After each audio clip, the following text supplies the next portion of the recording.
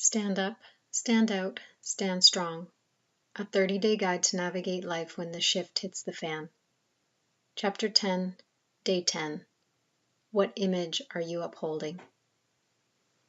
The image we uphold in this world is a hidden self-judgment that leads to the main source of our pain and suffering. Who am I? Who are you? Who do you pretend to be? What do you want to be? Who are you when no one is watching? I find it so curious that most people spend energy trying to be someone other than who they are. Many of us are programmed to believe we were born to be someone else, other than who we are. We are each born as our unique self, yet we spend a lifetime resisting that. Why? So we can fit in? So we can feel like we belong? We are not meant to fit in. We are each meant to be a unique expression of self. The judgment that we are not good enough the way we are is strongly portrayed in almost every advertisement, infomercial, magazine, and movie. This programming is deeply effective in our society. We are taught that we are not good enough, strong enough, smart enough, worthy enough, skinny enough, skilled enough, pretty enough, tall enough, perfect enough, and the list goes on and on and on. Over the years, we gather evidence about what is acceptable and what is unacceptable. We collect data on what others like and don't like about us. We strive to be accepted by everyone, and we yearn to feel a sense of belonging. We judge ourselves over and over again based on what others think, what articles say, or what pictures portray, all the while striving to be anyone other than who we really are. We are trying to be a better version of ourselves because our current version isn't good enough. Our fear of judgment, and even more so our self-judgment, drives our fear-based desires to live up to the expectations the world has placed on us. Here's the kicker. We will never, ever, ever, ever live up to those expectations, because it's not the world that has placed those expectations on us.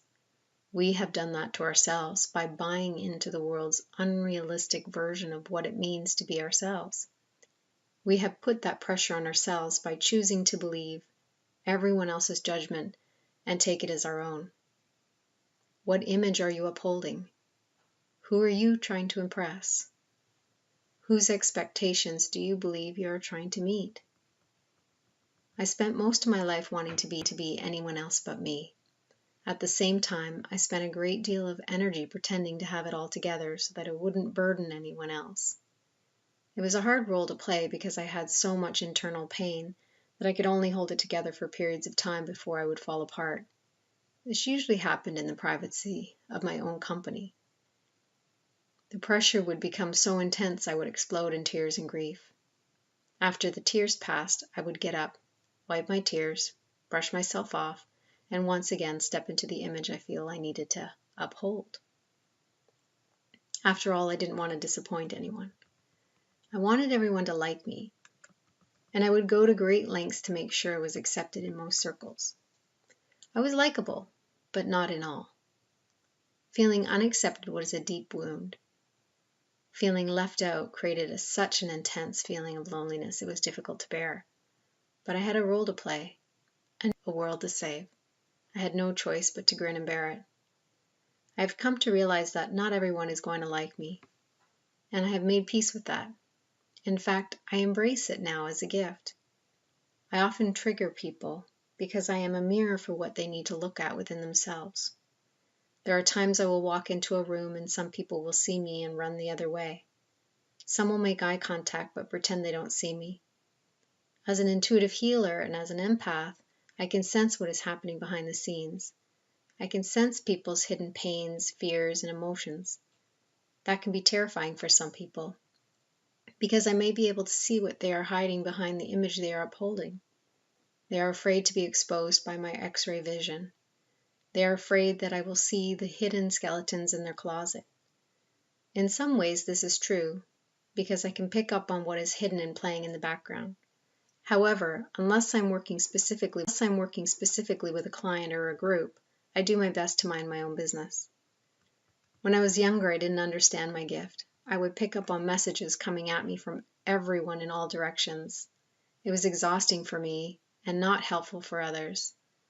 While I do have the ability to energetically eavesdrop or read behind the lines, I choose to respect others' privacy and honor my gift by using it with clear intentions to tune in and help when I'm meant to. We are all mirrors for each other, and that will attract some people to us for healing, whereas others will lash out and project blame onto us to make themselves feel better. Some will run the other way because they are afraid to face their own wounds and leftovers. When I see someone withdraw and run away from me, I bless them. I send them love and see them as capable. I pray they will find the individual who is meant to support them in seeing their shadows and facing their fears. I remember I'm not meant to help everyone. Some of the images I upheld were the good little girl, the helper, the healthy fitness guru, the successful business owner, the healer. I lived much of my life feeling like an imposter, pretending to be one way on the outside and feeling another way on the inside. When I first started my career as a fitness instructor, I was suffering from anorexia and bulimia. I would teach others how to eat healthy and be fit, yet I was barely eating any food and obsessively weighing myself several times a day. I felt like a fraud, but I convinced myself that I was helping others so that it was okay. Through the imposter syndrome, we live one way, upholding an image in the world, but we feel a different way on the inside, behind the scenes when no one is looking. We feel like a fraud, and as long as we uphold an image that we can't live up to, or we don't reach out for help, we continue to feel trapped. To this day, my ego mind still continues to try and create new images to uphold by convincing me I need to live up to the expectations of the world. Sometimes it catches me off guard and I go along for the ride until I realize what is happening, and I make a choice to surrender once again. Every morning I wake up and choose to be my most authentic version of myself. Some people will accept me and some won't, and that's okay. What are some of the images you upheld growing up? What are some of the images you are currently upholding? What are you protecting? What are you afraid people will find out about you? Are you willing to face your fears and surrender all the images you uphold so that you learn to embrace who you're meant to be?